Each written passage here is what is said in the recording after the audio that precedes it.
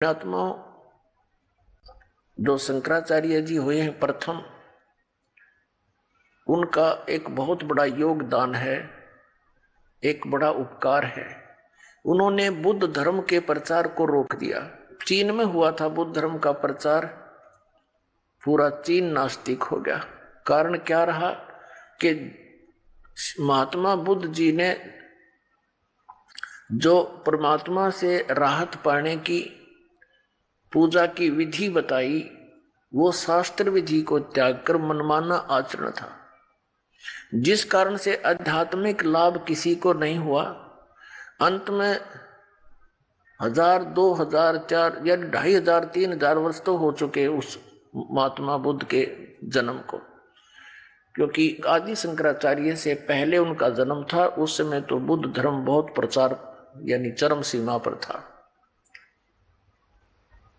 तो उस समय से और अब तक बुद्ध धर्म के अनुयायियों को आध्यात्मिक लाभ नहीं हुआ, जिस कारण से वो नास्तिक हो गए कि अपना करो और खाओ, भगवान भगवान कुछ नहीं है। अब उस बुद्ध धर्म को रोकना एक बहुत बड़ा उपकार हमारे ऊपर रहा, लेकिन बात वही की वही रही। प्राणी थे, आसमान से गिरे और वे विष्णु लोक से आए थे, स्वर्ग लोक से आए थे। अब जो स्वर्ग में सुविधाएं हैं उनको यहाँ कहाँ, आत्मा के अंदर वो कसक रहती है। घर त्याग दिया, राज त्याग दिया और जाकर के बिहार में सटेट के गया नामक शहर के बाहर वट वृक्ष के नीचे उसने मनमुखी साधना शुरू की। काफी समय तक निराहार बैठा रहा, हाथ पैर हलने बंद हो गए, कंडम हो गया, मृत्यु के निकट पहुंच गया। किसी माई ने उसके मुख का खीर लगा दी कि यूं मरेगा। कई दिन हो गए कुछ खाया ना पिया, तो उसने धीरे धीरे वह चाटनी शुरू कर दी। पहले दिन 10-20 ग्राम, अगले दिन 50-60 ग्राम, तीसरे दिन आँख खुल गई और उठ कर चल पड़ा। और फिर उसने विधान बना दिया कि starvation could not lead to salvation, भूखा मरने से कल्याण नहीं होता। ये उसका अनुभव था। और पहले किसने कहा था तू हठ योग कर ले, वो भी तो तेरी अपनी ही सोच थी। तो इस प्रकार उसने क्योंकि पिछले पुनक्रम संस्कारी प्राणी ही परमात्मा की तरफ में घर भी त्याग देता है, और जो भी उसको कोई मार्गदर्शन कर देता वो साधना भी अवश्यमेव करता है। तो पिछले जन्म के पुनकर्मी प्राणी थे ये महात्मा बुद्ध जी, लेकिन भविष्य का चार्जर ठीक बना नहीं, पिछली बैटरी तो डाउन होएगी एक दिन। पिछले पुण्य थे उसके, उस कारण से वो खूब वक्ता भी अच्छा था, उसके वचन में भी शक्ति थी, बहुत से लोगों को प्रभावित भी कर दिया। एक विशेष शरीर पर यदि कोई विशेष बाणा वेशभूषा बना लेता है समाज से हटकर, तो आम आदमी प्रभावित हो जाता है, बड़ा महात्मा होगा। और जब ये आए थे 3000 वर्ष पहले लगभग, उसमें तो और ब्लाइंड फेथ करने वाले प्रजाजन थे, तो उस पर बहुत विश्वास किया। उसकी बातों को सुन सुनकर सब बौद्धिष्ट होने लगे। और फिर क्या हुआ कि उनके द्वारा, महात्मा बुद्ध के द्वारा बताएगी वे ऑफ वर्शिप, पूजा का मार्ग, पूजा की विधि, वो शास्त्र अनुकूल ना होने से किसी को आध्यात्मिक लाभ होया नहीं।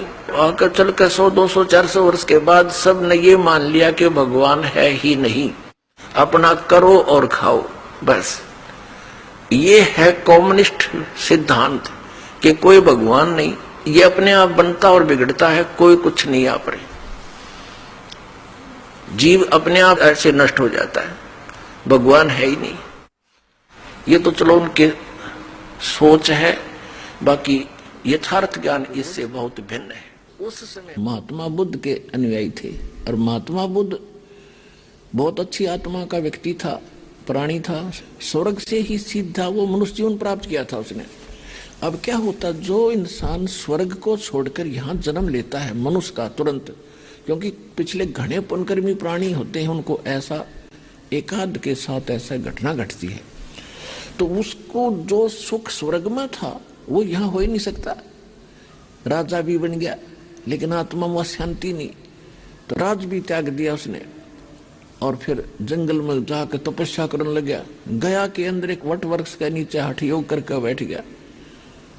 परमात्मा अपने बच्चों के साथ रहते हैं। वो महात्मा बुद्ध भी तो उसी भगवान का बालक था, उसकी जान बचा दी ना, मरा उस वहां पर मर जाता, खत्म हो जाना था हठ योग से। एक माई को प्रेरणा करी, उसके मुंह का खीर लगा दी। पहले दिन थोड़ी सी खाई, अगले दिन थोड़ी, फिर खा के उसका शरीर ठीक सा हुआ, स्वस्थ हुआ। तब उसने कहा था starvation could not lead to salvation, भूखा मरण तो भगवान नहीं मिल सकता, आत्मा का कल्याण नहीं। अब कारण क्या था कि उसने कोई गुरु मिला नहीं और अपना ज्ञान उसको था ही नहीं। उसने कुछ अच्छी आत्मा जो होती है, अच्छी शिक्षाएं तो घर के भी दे देते हैं, पड़ोसी अच्छा आदमी होगा वो भी अपने दूसरों के भी, अपने बच्चों को अच्छी शिक्षा तो वो भी बता देता है। तो उसने कुछ पॉइंट से बना लिए अच्छी शिक्षा के, वो जाकर प्रचार करने लग गया। कोई नाम नहीं, कोई मंत्र नहीं, कोई राम नहीं। तो इस प्रकार का जो ज्ञान है ये सबको अच्छा लगे। भाई बीड़ी ना पियो, आत्मा ना दुखाइयो, किसी ने तंग ना करियो, अपना लेकर दे दियो, बड़ी अच्छी बात, आम आदमी स्वीकार करे इसने। तो केवल इतना ही काम नहीं, ये तो एक मनुष्य जीवन का स्वाभाविक क्रम है, ये तो अच्छी बात है कोई ऐसा प्रचार करता है, लेकिन इस मनुष्य जीवन का कल्याण कैसे होगा ये समाधान उनके पास नहीं था। अब उनके पूर्वजों को जब तक वो उनकी साधना पूजा जैसे भी बताया करते थे, करते रहे, कोई छोटा मोटा मंत्र जंत्र, जैसे कोई गीता का श्लोक ले लिया, ये अपने आप ही वो किया करते थे। महात्मा बुद्ध की तरफ से कोई साधना उनको नहीं बताई गई थी। तो इस प्रकार से हम वो पूरे नास्तिक हो गए, रूस नास्तिक हो गया।